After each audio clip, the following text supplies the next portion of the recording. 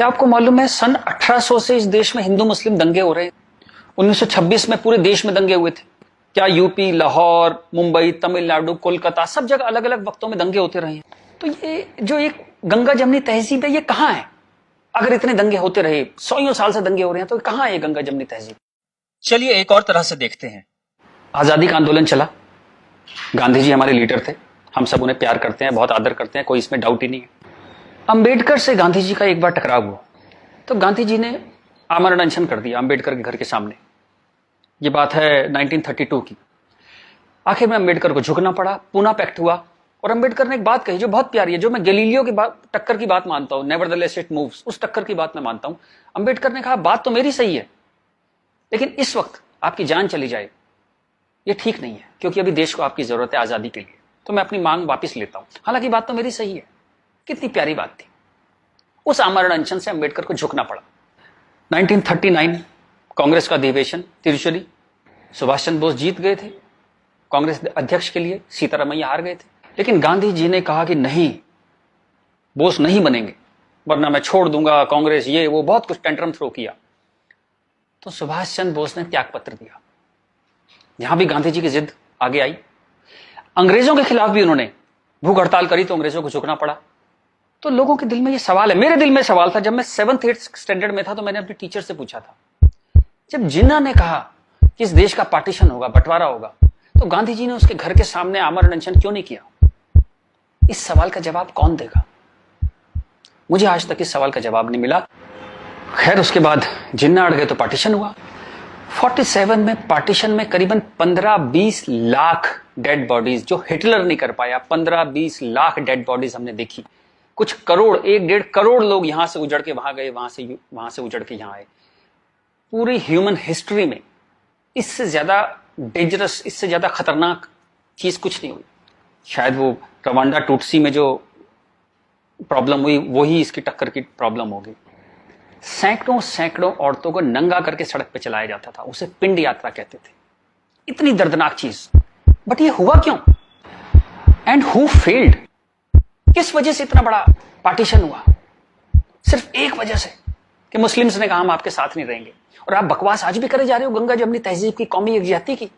20 लाख लाशें गिर गई, आप अभी भी सच का सामना नहीं करोगे? उसके बाद जो पार्टीशन से लोग आए, यहां बहुत सारे शहरों में रहे और अगले 20, 25, 30 साल बड़ी गरीबी में रहे। ना उनके पास पैसे थे, ना कैंप बोल दिया जाता था, वहां कैंप में रहते थे। बहुत तकलीफों से उन्होंने 20-30 साल बिताए। अब तो वो लोग नहीं है, गुजर गए, लेकिन उनकी वो दर्द की, वो जो रोंगटे खड़े कर देने वाली उनकी कहानियां थी, वो कहानियां जिंदा है। वो लोग जिंदा नहीं है, पर वो कहानियां जिंदा है। और याद रखिएगा, कहानियां अपने हीरो से, अपने कैरेक्टर से ज्यादा उम्र रखती हैं। जीसस चले गए, कहानियां हैं। राम चले गए, कृष्ण चले गए, उनकी कहानियां चलती हैं हजारों सालों से। तो वो लोग चले गए, पर वो कहानियां इस देश के सबकॉन्शियस में चली गई हैं, कलेक्टिव सबकॉन्शियस में वो कहानियां हैं। इसलिए जो आप हेट्रेड देखते हैं हिंदू मुस्लिम की, वो बड़ी एब्स्ट्रैक्ट सी हेट्रेड है, उसकी कोई शेप नहीं है, आप मालूम भी नहीं पड़ता किस वजह से है, किस चीज के लिए, पर वो है। फिर आजादी हो गई, सरकार बन गई, कॉन्स्टिट्यूशन आ गया। उसके बाद फिर अजीब अजीब सी चीजें होने लगी इस देश में। शरिया की बातें होने लगी। 4 शादियां कर सकते हैं, हां कर सकते हैं। शाहबानो आती थी तो पूरा पार्लियामेंट उल्टा लटक जाता था सुप्रीम कोर्ट को दबाने के लिए। ये कुछ अजीब अजीब सी चीजें होने लगी इस देश में। तो कभी ये क्यों नहीं कहा गया कि हाँ, हम शरिया पूरी तरह लागू करेंगे, हिंदू चोर जेल में जाएगा, मुसलमान चोर के हाथ काट दिए जाएंगे, क्योंकि शरिया में ऐसा कहा गया है। ये कभी कहा ही नहीं गया किसी प्लेटफॉर्म पर, लोगों के दिल में था। अब इस सवाल को दबाया कैसे गया? कांग्रेस के हाथ में ताकत आई। अब उसे इस बात से बचना था कि पार्टीशन हमारी वजह से हुआ, हम लोग फेल हो गए। तो उन्होंने सारे टेक्स्ट बुक अपने हिसाब से लेके सारे यूनिवर्सिटीज के वाइस चांसलर्स और ये एनसीईआरटी, सीबीएसई सबके हेड्स उन्होंने अपने आदमी भर्ती करने शुरू किए। उन्हीं लोगों को पद्मश्री देना शुरू किया, उन्हीं लोगों को तमाम मनसब और तमाम तरह की, वही चीफ गेस्ट बनते थे जलसों में। सारी टेक्स्ट बुक वैसी छपने लगी, जहां बस यही बताया जाता था कि दे दी हमें आजादी, बिना खड़क बिना ढाल। और वो जवाहरलाल नेहरू या फूल लगाते थे और उस बच्चे उन्हें चाचा नेहरू कहते थे। लाइसेंस राज था, सारा प्रेस उन्होंने कंट्रोल किया और खुद वो बड़े मजे से रोजा इफ्तार की पार्टियों में जाते थे। वो पार्टियां जहां ये बताया जाता था कि कोई मिसट्रस्ट नहीं है इन दोनों कौमों के बीच में, बढ़िया दावतें खा रहे थे, रोजा इफ्तार कर रहे थे। कांग्रेस बिकेम अ मछली मार पार्टी। उन्होंने मुस्लिम वोटों की फिशिंग स्टार्ट कर दी, यहां से फिशिंग स्टार्ट हुई। और अगेन वही बात, कैरेट, एक बार जब बात समझ में आ गई तो फिर जितने नए नए लीडर आने लगे, लालू, मुलायम and so on, Mamata Banerjee, सब वही फिशिंग में लग गए। मैं एक बड़ा इंटरेस्टिंग एक अपना परसेप्शन देना चाहता हूं आपको। ब्रिटिशर्स जो 47 में इंडिया छोड़ के चले गए, मान लीजिए आजादी के बाद वो यहीं रह जाते, मान लीजिए जैसे साउथ अफ्रीका में हुआ, वहां से जब अंग्रेज छोड़ के गए तो सारे अंग्रेज छोड़ के नहीं गए, बहुत सारे अंग्रेज वहीं रह गए अफ्रीका में। आप उनकी क्रिकेट टीम देखते हैं ना, सारे उनके ग्रीम स्मिथ और पोलक और सब उनके एबीडी, सारे उनके प्लेयर्स जो हैं, जो नेशनल हीरोज हैं, वो वाइट हैं। एक दो रबाडा वगैरह, रबाडा और वो सब खेल लेते हैं, बट मोस्टली वाइट्स खेलते हैं। अंग्रेज वहां से छोड़ के नहीं गए, वहीं रह गए। खैर नेल्सन मंडेला ने उनको इतना खूबसूरती से हैंडल किया कि उस देश में भी वरना पार्टीशन होता और ऐसा ही खून बहता, पर वो इतने ही स्मार्टली उन्होंने हैंडल किया। वो एक अलग कहानी है, पढ़िएगा उसके बारे में। इस दुनिया की सबसे इंस्पायरिंग कहानियों में से है जो मंडेला ने किया। Great great guy. खैर, अगर यहां ऐसा होता कि ब्रिटिशर्स यहां रह जाते, तो मैं आपको एक मेरा ये एक आकलन है, तो 20-30 साल बाद एक पॉलिटिकल पार्टी पैदा होती जो उनके वोट की फिशिंग करती, और हमें ये समझाया जाता कि हिंदुस्तानी और ब्रिटिशर्स में कभी कोई झंझट था ही नहीं। They were friends, they were happy. हम मिलके होली, दिवाली, ईद मनाया करते थे। और ये जनरल डायर, ये तो आप झूठी बातें हैं, जलियांवाला बाग में गोली चला दी जनरल डायर ने, ये सब एग्जेजरेशन है, राइट विंगर्स ने पैदा किया है। अगर अंग्रेजों के भी वोट यहां पे होते तो ये झूठ चलता रहा और Hindus got sick of it. पर कहने का कोई रास्ता नहीं था, कोई आउटलेट नहीं था इस बात को कहने का, कोई ऐसा चेहरा नहीं था वो जिसके साथ वो बात कहते कि वो एम्पैथी से हमारी बात सुनेगा। अब यहां मैं थोड़ी सी डिटूर लेना चाहता हूं। कांग्रेस ने इस देश की बहुत सेवा की है। अगर इतनी मॉडर्न आउटलुक के नेहरू जी ना होते तो देश यहां तक ना पहुंचता।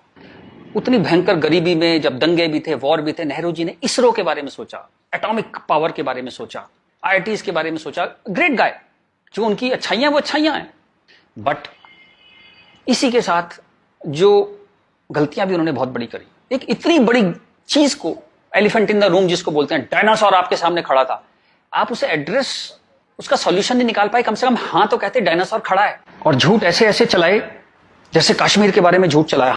370 का तो कुछ हो नहीं सकता भाई। महाराजा हरि सिंह ने यही शर्त पे विलय किया था कश्मीर का, क्योंकि 370 उन्होंने तब किया, तो कुछ हो ही नहीं सकता इसका। अब पता लगा ये झूठ है, महाराजा हरि सिंह ने ऐसा कुछ साइन ही नहीं किया था।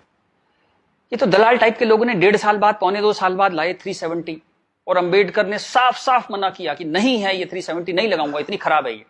फिर भी लगा दिया आपने, जबरदस्ती ठोक दिया आपने। अब मैं अपनी बात पे वापस आता हूं कि नरेंद्र मोदी कोई आदमी है ही नहीं, ये वो खूंटी है जिस पे इस पूरे देश ने अपना ये जो बरसों का गुस्सा है, 50 साल का नहीं, 150-200 सालों का गुस्सा टांगना शुरू कर दिया उस खूंटी पे। डिस्कशंस स्टार्टेड हैपनिंग, गुस्से को एक जगह मिली, एंगर फाउंड अ वेंट। चलिए एक और बात करते हैं। मेरा मानना है कि हम लोग एक एहसान फरामोश कौम है। जी बिल्कुल ठीक सुना आपने, हम एहसान फरामोश लोग हैं। गुरु अर्जुन देव, गुरु तेग बहादुर, बंदा बहादुर, भाई मती दास, हकीकत राय, गुरु गोविंद सिंह, आपने नाम सुने, सिख गुरुज, उनके साथी। जब हिंदू कौम इस्लामिक रूलर से बहुत परेशान थी, फोर्स कन्वर्जन हो रहे थे, बहुत जुल्म हो रहे थे, जजिया वजिया बहुत चीजें थी, तो इन्होंने हिंदुओं को बचाने के लिए ये सब कुर्बानियां दी।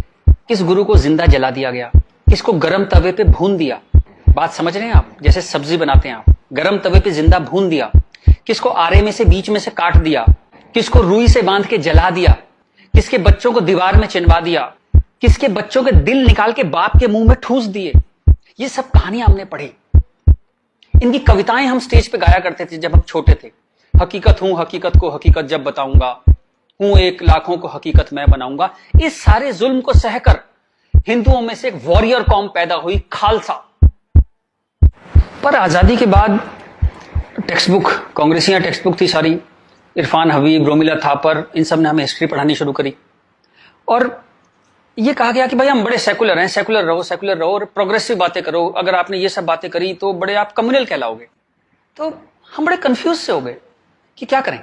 तो कुछ समझ नहीं आया तो हमने सिखों पे जोक बनाने शुरू कर दिए। कल्पना कीजिए, हिंदुओं में से उठी हुई एक कौम जिसने इतने बलिदान दिए, आज हम उसके ऊपर चुटकुले बनाते हैं। बजाय उस कौम को सिर पे बिठाने के हम उस पर चुटकुले बनाने लगे। चलिए, ये वक्त भी देखा इस देश ने। यहां से प्रॉब्लम शुरू हुई। जिन जिन मुस्लिम रूलर्स के हाथों, जिससे पूरे लंबे वक्त में वो जो हमने तकलीफें सही, जैसे ब्रिटिशर्स के हाथों सही, ब्रिटिशर्स चले गए, उन मुस्लिम लोगों के हाथों जो हमने इतनी तकलीफें सही, उनको आजादी के बाद हम कुछ एड्रेस ही नहीं कर पाए और कंफ्यूज हो गए कि ये सब जुल्म हुए भी थे या नहीं थे। ये गुरुओं ने जो इतनी बलिदान दिए थे, जो इतने सैकड़ों सालों से ये जो गुरुद्वारे बने हुए हैं, ये सच्चे हैं कि नहीं है, या ये मोदी ने बना दिए जाके चुप चुप के 200-300 साल पहले मोदी ने बना दिए। अंदर ही अंदर एक कैंसर है, इस गुस्से का एक कैंसर है जो इस देश को खाए जा रहा था कई सौ साल से। वो कैंसर पार्टीशन में दिखाई दिया, आपके 2 हाथ काटने पड़े, एक भारत एक पाकिस्तान बन गया, एक बांग्लादेश बन गया, 2 हाथ कट गए आपके अंदर इतना बड़ा कैंसर था। लेकिन आप क्या करते हैं, आप लिपस्टिक लगाते हैं, पाउडर लिपस्टिक लगा के आप कहते हैं भाई everything is well, all is well. चलिए इस प्रॉब्लम को एक और तरह से देखते हैं। तो ये भारत पाकिस्तान बांग्लादेश तीनों को मिला दें तो करीबन 50 करोड़ मुस्लिम लोग हैं, यहां पे रहते हैं। ये कहां से आए? इतने मुस्लिम तो अरब में भी नहीं है, मिडिल ईस्ट में इतने मुस्लिम नहीं है। इस देश में पारसी भी आए, बुद्ध हैं, राजपूत हैं, सिख हैं, बहुत कौमें हैं, ये क्यों नहीं हो गए 50 करोड़? इस क्वेश्चन का क्या आंसर है? फिर एक दलाल टाइप के जो लोग हैं उन्होंने एक नया नैरेटिव स्टार्ट किया। ये पिछले 25-30 साल से ज्यादा जोर पकड़ा इस नैरेटिव ने, 20-25 साल से, कि ये प्यार से कन्वर्ट हो गए, ये हिंदू ही थे, प्यार से कन्वर्ट हो गए। वेरी गुड, वाह। ये कहा गया सूफी संत आते थे, दरवेश फकीर वकीर आते थे और लोग प्यार से कन्वर्ट हो गए। मैं आपको एक एग्जांपल देता हूं। जैसे हमारा एक बहुत बड़ा देश था, ऐसे एक बहुत बड़ा देश था पर्शिया, वहां पारसी रहते थे और वो कलाओं में, ट्रेड में, एजुकेशन में बहुत ऊपर देश था, उसकी वो पूरी सिविलाइजेशन बहुत हाई पे थी। ये मिडिल एजेस की बात है, मुस्लिम्स का अटैक हुआ, करीबन 25-30 साल में एक भी पारसी जिंदा नहीं बचा, सारे देश छोड़ के भाग गए, मर गए, लूट हत्या बलात्कार, और 25-30 साल में एक नया इस्लामिक मुल्क बन गया। बाद में जिस मुल्क का नाम पड़ा ईरान। सारे पर्शियंस कहां गए? कुछ भाग के तो हिंदुस्तान भी आ गए थे। वो प्यार से कन्वर्ट हो गए। ऐसा प्यार इस दुनिया ने कई बार देखा है, अफ्रीका में, एशिया में, ऐसा प्यार 25-30 कंट्रीज ने बर्दाश्त किया है और वो 25-30 कंट्री टोटल इस्लामिक बन गए। और लेटेस्ट कश्मीर, जब वहां से 3 लाख 4 लाख हिंदू भगाए गए तो वो प्यार से भागे वहां से और पूरा कश्मीर इस्लामिक हो गया। Make no mistake, it's a caliphate. जो बगदादी करता है खलीफा जो अपना साम्राज्य बनाता है जहां सिर्फ मुस्लिम होते हैं और अगर गैर मुस्लिम है तो उन्हें डिम्मी बन के रहना पड़ेगा, खत्म होकर रहना पड़ेगा, वो कैलिफेट है इस्लाम की। इस वक्त कश्मीर में, हिंदुस्तान में कैलिफेट है। 1921 में मालाबार में दंगा हुआ था, वहां भी कैलिफेट बनाने की कोशिश की गई थी। कुछ 50,000 या 1 लाख हिंदुओं को बाहर निकाल दिया था वहां से, फोर्स्ड कन्वर्जन किया था, तो तब नहीं बना पाए। लेकिन आज कश्मीर में कैलिफेट है, ध्यान रखिएगा। ये आपकी गुलदस्ता और कश्मीरियत, जमहूरियत, इंसानियत सबके बीच में एक कैलिफेट बन गई। लेकिन आप कहते हैं कुछ हुआ ही नहीं है। और जब ये 3-4 लाख हिंदू वहां से भगाए गए 1 महीने के अंदर, तब कॉन्स्टिट्यूशन सो रहा था, इंटेलेक्चुअल सेमिनार कर रहे थे, गंगा जमनी तहजीब पे सेमिनार कर रहे थे और इस तरह की तमाम रोजा इफ्तार की दावतें चल रही थी। Happy, everybody was happy. और जो पूरी तरह इस्लामिक नहीं बना, उसके टुकड़े हुए, जैसे हिंदुस्तान के टुकड़े हुए, सूडान के टुकड़े हुए, और आपकी और हमारी जिंदगी में, हमारे लाइफ टाइम में स्वीडन का टुकड़े होंगे। आज से 15-20 साल के अंदर स्वीडन टूट जाएगा। ये एक प्रोसेस है जो पूरी दुनिया में चल रहा है। आप या तो बहुत भोले हैं, देखते ही नहीं, या आप इतने मूर्ख हैं कि दुनिया में क्या हो रहा है आपने कभी देखा ही नहीं, या आप झूठे हैं, या आप दलाल हैं। अगर आप इस पूरे प्रोसेस को मना करते हैं कि नहीं नहीं ऐसा कुछ नहीं था, यहां तो बड़ी गंगा जमनी तहजीब थी, आप इन सब में से एक है, या हो सकता है सब कुछ हो। चलिए मैं आपके साथ एक एक्सरसाइज करता हूं।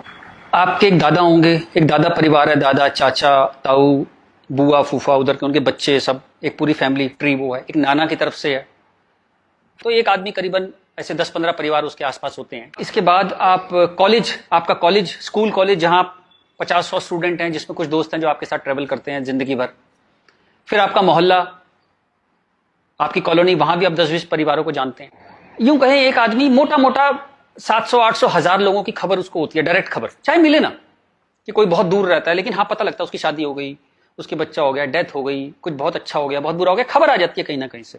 अब मैं आपसे एक्सरसाइज करता हूं, पिछले 20, 30, 50 साल में ये इन 1000 लोगों में से कितने लोग मुस्लिम बने, कितने लोग कन्वर्ट हुए? आंसर मिलेगा 0। क्या हुआ? सारे सूफी, दरवेश, फकीर रिटायर हो गए, आईपीएल देखने चले गए, इस्लाम की कशिश खत्म हो गई। दोस्त, जब तक गर्दन पे तलवार ना हो ना, कोई कन्वर्जन नहीं होता, या बहुत सारे पैसे ना हो, कोई कन्वर्जन नहीं होता। उसके बाद पार्लियामेंट पे अटैक हुआ, इस देश की पार्लियामेंट पे अटैक हुआ, और उसमें शामिल अफजल गुरु, उसके सम्मान में, उसके समर्थन में लोग खड़े हैं, हजारों हजारों लोग मुसलमान खड़े हैं, और हमने तब भी कुछ नहीं कहा। इस देश में हाहाकार नहीं हुआ। मुंबई में कुछ साल पहले आजाद मैदान में एक रैली हुई, किस लिए हुई? रोहिंग्याओं के समर्थन में। आपका क्या लेने देना रोहिंग्याओं के समर्थन में? और रैली के आखिर में क्या हुआ? जो शहीदों के लिए स्मारक बना है, फौजियों के लिए, शहीदों के लिए जो स्मारक बना है, उसको जूते मार मार के तोड़ दिया। इतनी नफरत आपके मन में इस देश के लिए, और कोई कुछ कहता ही नहीं, कोई कुछ कह ही नहीं पा रहा था। ये चल रहा था इस देश में। तो ये जो एक हेट है, ये इन दोनों कौमों में रही, और वो एक हेट, वो एक नफरत जो थी, वो कभी, it never became a past history, distant history, कभी नहीं हुआ। वो रोज रहा। कभी वो अफजल गुरु के रूप में आ गई, कभी वो क्रिकेट मैच के रूप में आ गई, कभी कश्मीर, कभी आजाद मैदान, वो हमेशा कभी ना कभी उसके न्यू एडिशंस आते रहते थे। एक और एक्सरसाइज करते हैं। आप मोटरसाइकिल चलाते हैं, कार चलाते हैं, साइकिल, स्कूटर कुछ चलाते होंगे। जब भी आप सड़क में जाते हैं तो थोड़ा संभल के चलते हैं। लेकिन आपके शहर के जो मुस्लिम एरिया है, जब उसमें आप जाते हैं तो कुछ एक्स्ट्रा संभल के चलते हैं कि नहीं? एक्स्ट्रा संभल के, कि अगर यहां लग गई तो एक्स्ट्रा पिटाई होगी। वो जो फियर है आपके अंदर, वो जो डर है, वो कमाल की चीज है, जिसको देश कहता है नहीं, एक सिस्टम कहता है नहीं, लेकिन आपके अंदर है, करोड़ों लोगों के अंदर है, 100 करोड़ लोगों के अंदर है वो डर। और एक आखिरी एक्सरसाइज, जब भी आपको कोई ज्ञान बांटता हुआ आदमी मिले, सेकुलर मिले, इंटेलेक्चुअल मिले, गंगा जमनी तहजीब वाला आदमी मिले, सब बराबर हैं, सब धर्म है, तो उसको कहिएगा चलिए एक पेज पे लिखते हैं, गीता, बाइबल, कुरान सब एक जैसे हैं, जीसस, राम, कृष्ण, पैगंबर मोहम्मद सब एक जैसे हैं, ना कोई छोटा ना कोई बड़ा, सब प्यारे इंसान है, सब बढ़िया हैं, सब बराबर हैं। एक पेज पे लिख के उसे बोली जरा 2-4 मुस्लिम से साइन करा के ला। ऐसी ची की आवाज आएगी उस इंटेलेक्चुअल की, आपके पास जिंदगी में दोबारा नहीं आएगा। वो एक मुसलमान के साइन नहीं करा सकता इस बात पे। ये सारा ड्रामा हमारे लिए है। ये तो जहां से मैंने बात शुरू करी थी कि ये जो गुस्सा है, ये कई 100 साल का गुस्सा है, जिसको वेंट नहीं मिला, कभी निकलने की जगह नहीं मिली। और ये जो बार बार दंगे होते हैं ना, ये उसकी EMI है। And coming back to the point, Modi कोई आदमी है ही नहीं। मोदी वो मौका है, और वो गारंटी है कि इस बार जब शाहबानो पार्लियामेंट में आएगी कि हलाला हो गया, कि 4 विवाह हो गया, कुछ हो गया, इस बार पार्लियामेंट ब्लैकमेल नहीं होगी। वो एक शख्स नहीं है, वो एक इमोशनल बाम है, एक इमोशनल मलहम है, जिसकी इस देश को कई 100 साल से जरूरत थी। और अगर आप सोचते हैं कि एक आदमी क्या कर सकता है, तो दोस्त, कैसे आकाश में सुराख नहीं हो सकता, एक पत्थर तो तबीयत से उछालो यारो।